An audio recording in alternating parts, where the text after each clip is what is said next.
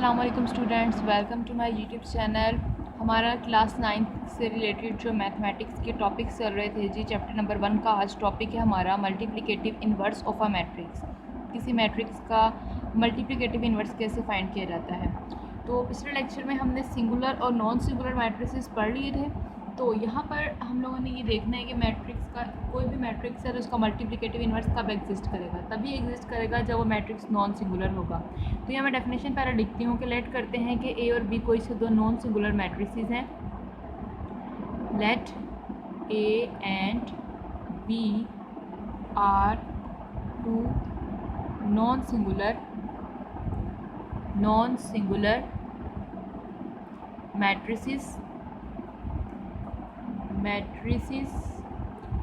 और non singular होने के साथ साथ स्क्वायर मैट्रिक्स भी लिख लें तो ज़्यादा बेस्ट रहेगा, क्योंकि सिंगुलर वैसे हमने पढ़ा भी स्क्वायर मैट्रिक्स के लिए ही था। तो ये मेंशन भी कर देते हैं of same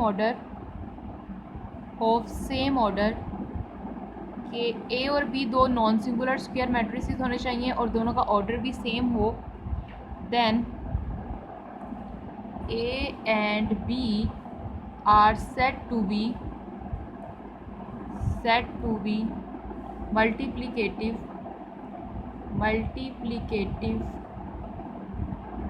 inverse of each other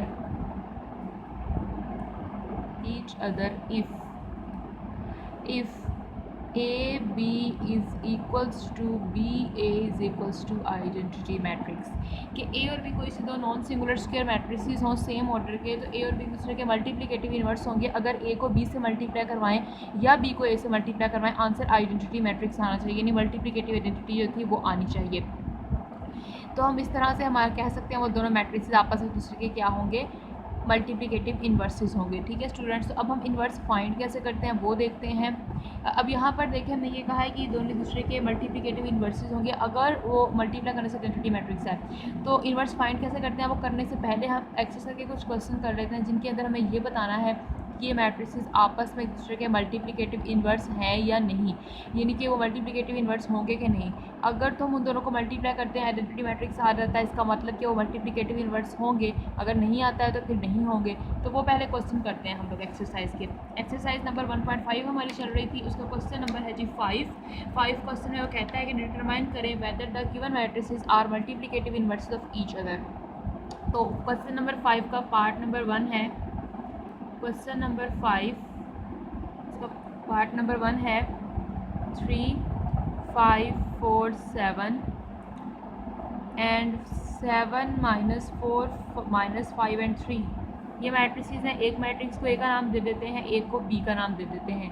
ये दोनों मैट्रिसेस देखना है ये दोनों दूसरे के मल्टीप्लिकेटिव इन्वर्सेस हैं या नहीं। ये दोनों एक दूसरे के मल्टीप्लिकेटिव इन्वर्सेस कब होंगे, अगर इन्हें मल्टीप्लाई किया जाए आइडेंटिटी मैट्रिक्स आ जाए। तो हम ए को बी से मल्टीप्लाई करते हैं तो देखते हैं क्या आंसर आता है। 7 -4 -5 एंड 3। तो मल्टीप्लिकेशन कैसे की जाती है मैट्रिसेस की हम पिछली वीडियोस में देख चुके हैं। अगर आपने हमारी पिछली वीडियोस नहीं देखी तो मैं लिंक डिस्क्रिप्शन बॉक्स में दे दूँगी, आप वहाँ से जाके देख सकते हैं।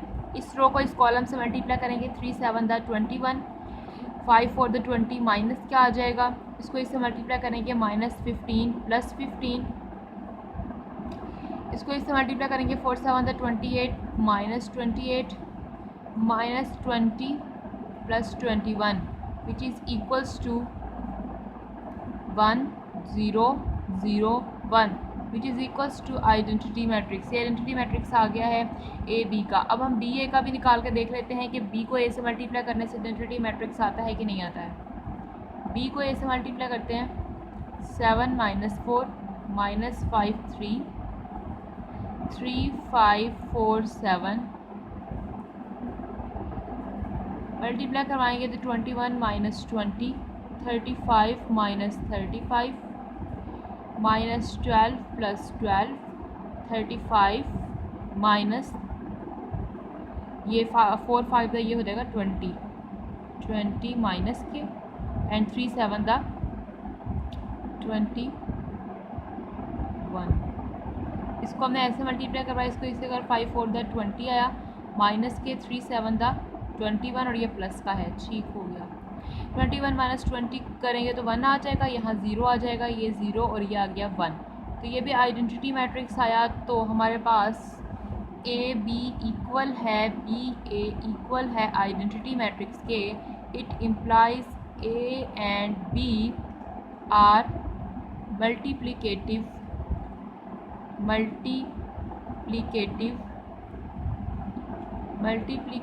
Inverses of each other, okay हो गया। अब सेकंड पार्ट करते हैं इसका, क्वेश्चन नंबर 5 का ही सेकंड पार्ट करते हैं।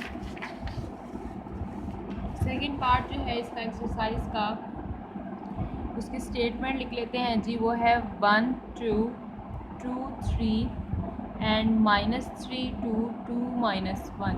ये ए मैट्रिक्स है, ये बी मैट्रिक्स है। इसे मल्टीप्लाई करवाते हैं, ए को बी से करवाएंगे तो 1 2 2 3 -3 2 2 -1, और बी को ए से करवाएंगे तो बी मैट्रिक्स है -3 2 -1, ए मैट्रिक्स है 1 2 2 3।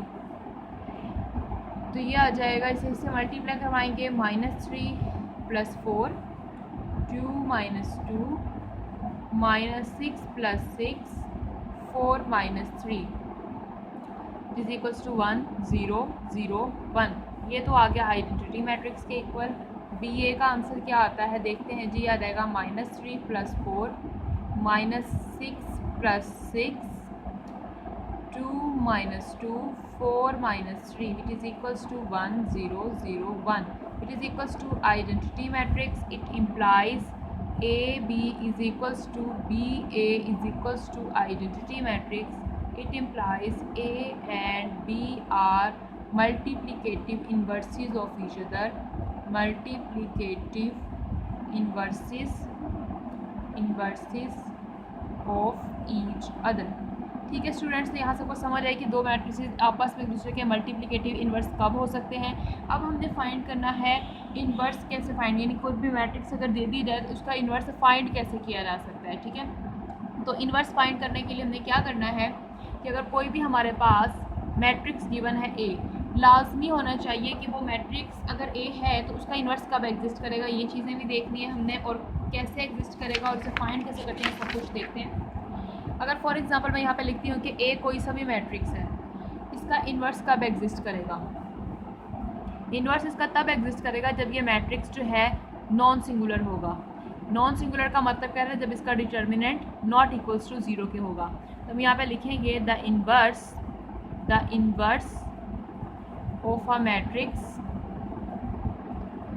या मल्टीप्लिकेटिव इन्वर्स लिख लें, multiplicative inverse of a matrix exist only if A is non-singular, that is A determinant is not equals to 0। जब A का डिटर्मिनेंट नॉट इक्वल टू 0 का, तभी उसका इन्वर्स मल्टीप्लिकेटिव इन्वर्स जो है एग्जिस्ट करेगा किसी भी मैट्रिक्स का। अब स्टूडेंट्स जैसे कि हम यहाँ पर बात करते हैं जी इन्वर्स के फार्मूले की, कि फार्मूला क्या है इन्वर्स फाइंड करने का किसी भी मैट्रिक्स का। तो ए मैट्रिक्स का अगर हमने इन्वर्स फाइंड करना है तो वो फार्मूला होता है adjoint of A divided by A का डिटर्मिनेंट।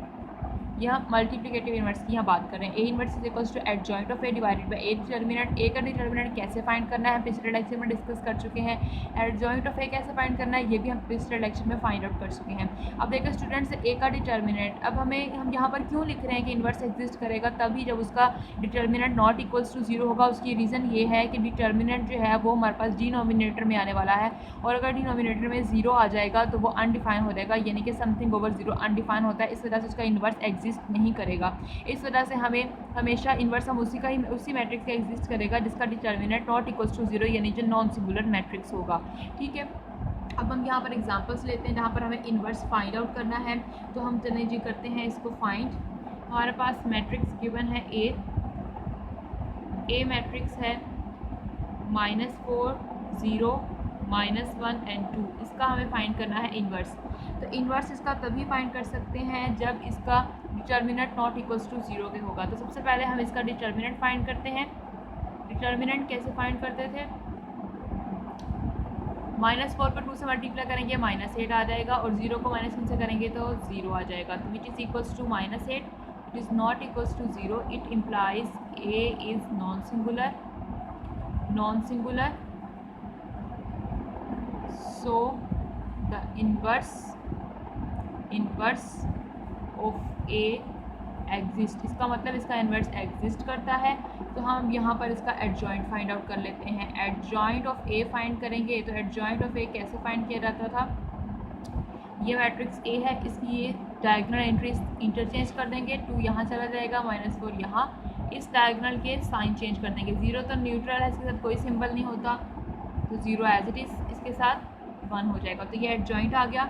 अब हम लोग इसके इन्वर्स के फार्मूलाज में इसकी वैल्यूज पुट कर देते हैं जी। एडजॉइंट की वैल्यू यहाँ पर लिखेंगे, डिवाइडेड बाय डिटर्मिनेंट ऑफ ए आ गया है -8। इसको हम जब डिवाइड करवाएंगे तो 2 को जब -8 पे डिवाइड करवाएंगे तो -1/4, 0 को करवाएंगे तो 0 ही आ जाएगा। 1 divided bye -8, -1 divided bye 8, -4 divided by -8 कितना आ जाएगा जी, 1 डिवाइडेड बाय 2। तो ये इसका इन्वर्स आ गया। अब हम एक्सरसाइज में इससे रिलेटेड क्वेश्चंस करते हैं स्टूडेंट्स। एक्सरसाइज में इससे रिलेटेड जो क्वेश्चन है वो क्वेश्चन नंबर 3 है। क्वेश्चन नंबर 3 इसका फर्स्ट पार्ट करना है। इसमें वो कहता है कि मल्टीप्लिकेटिव इन्वर्सेस फाइंड करें इफ़ इट एग्जिस्ट। अगर एग्जिस्ट करता है तो मल्टीप्लिकेटिव इन्वर्स इन मैट्रिक्स का फाइंड करें। -1 2 3 0 ये ए मैट्रिक्स है, इसका हम डिटर्मिनेंट फाइंड करेंगे सबसे पहले कि इन्वर्स एग्जिस्ट करता भी है या नहीं, ये हमें देखना होगा। तो ये 0 आ जाएगा। -3 to the 6 which is equals to -6 which is not equals to 0, it implies A is a non-singular matrix, so inverse of A exists, it implies A and inverse exist। तो अब हमें एडजॉइंट ऑफ ए फाइंड करना होगा। Adjoint find करना है matrix A का। तो adjoint कैसे फाइंड किया जाता है, ये इंटरचेंज कर देना है, 0 -1 आ जाएगा, इनके सिंबल चेंज कर देने हैं, -3 -2। अब ए इन्वर्स का फार्मूला लगाते हैं, adjoint of A divided by A का determinant, divided by A determinant. Adjoint of A आया है 0 -2 3 -3 and -1 divided by A determinant आया है -6।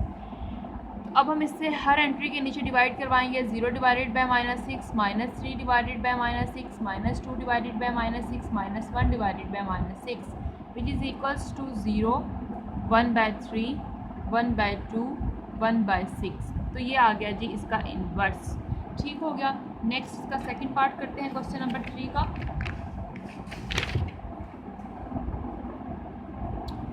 क्वेश्चन नंबर 3 का है जी सेकंड पार्ट।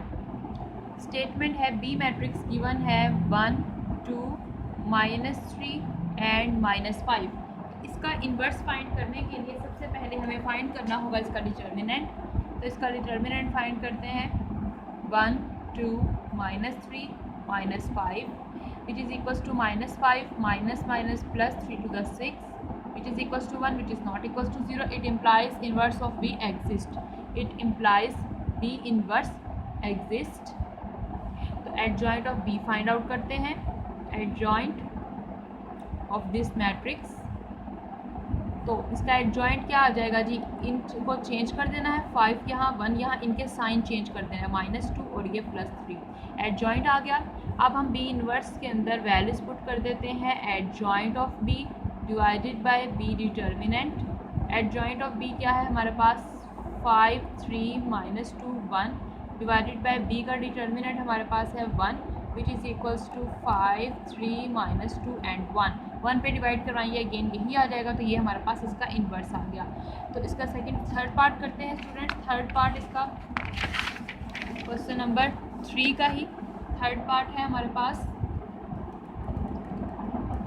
इसकी स्टेटमेंट है C इज इक्वल्स टू -2 6 3 -9। इसका हम सबसे पहले डिटर्मिनेंट फाइंड करेंगे, -2 3 6 -9। तो ये आ जाएगा 9 to the 18 -6 3 the 18 which is equals to 0।